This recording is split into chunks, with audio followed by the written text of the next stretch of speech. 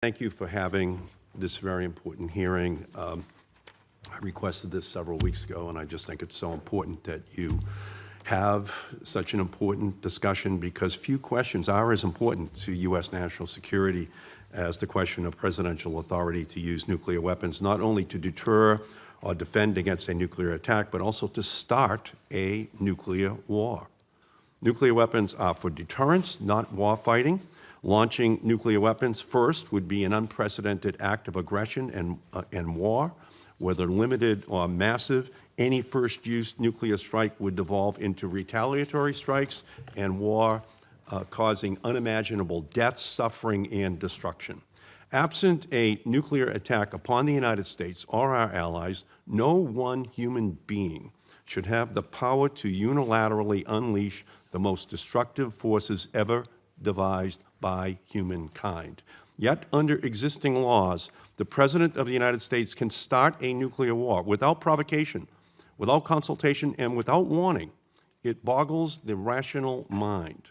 I fear that in the age of Trump, the cooler heads and strategic doctrine that we once relied upon as our last best hope against the unthinkable seem less reassuring than ever. In other areas of government, our Constitution's system of checks and balances ensures that the President does not have sole power to make extreme decisions without some level of national consensus. But on the President's sole authority to start a nuclear war, even in the absence of a nuclear attack against our country, no one can tell the President no, not Secretaries Mattis or Tillerson. Even General Kelly, the President's Chief of Staff, can't control the President's Twitter tantrums. As a result, many Americans share my fear that the President's bombastic words could turn into nuclear reality. The fact that any American president has the unilateral ability to start a nuclear war is why I have introduced legislation co-sponsored by 13 of my Senate colleagues to restrict any president's authority to launch a first-use nuclear strike without congressional authorization. The Founding Fathers believed that Congress has an integral role in any decision to start a war. And today, more than ever, it is imperative that Congress reassert that constitutional authority. Mr. McKeon, is the President legally required to consult with or receive approval from anyone else before ordering the launch of a nuclear weapon? Well, Senator Markey, in the context that you described, in the absence of an attack or an imminent attack, I think the Constitution requires him to come to Congress and get that authority. Okay. Does the protocol for the President to launch a nuclear weapon change if we are under nuclear attack or deciding to launch a first-use strike? It is different when we are not under attack. Those are two different questions. Two different questions. If we are under attack, the President would have that authority under Article 2 to defend the country, and there's no distinction between his authority to use conventional or nuclear weapons in response to such an attack. Is there a formal process by which anyone in the chain of command, from the Secretary of Defense down to the submariner or airmen actually initiating the launch sequence, that may object to or legally refuse to carry out a presidential order or launch a nuclear weapon? Well, as General Kaler has described, the officers in the chain of command, the senior officers and the Secretary, could raise objections that if they believe the order was illegal.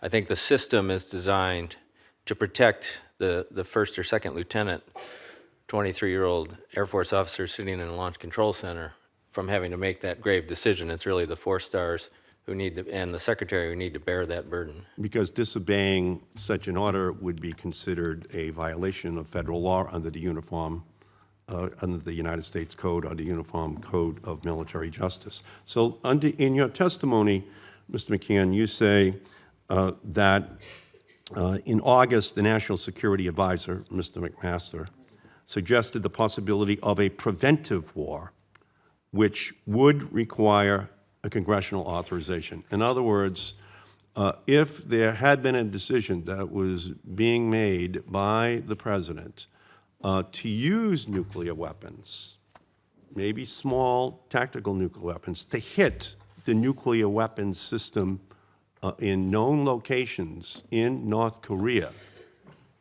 as part of a preventative nuclear war, it is your opinion that the president would have to come to the United States Congress in order to receive congressional approval. Is that correct? Correct. Is that correct? So when Mr. McMaster, when General McMaster talks in those terms, preventative war, then, and that is, I think, what most people are most concerned about, this question of the president actually using them as part of that kind of a scenario.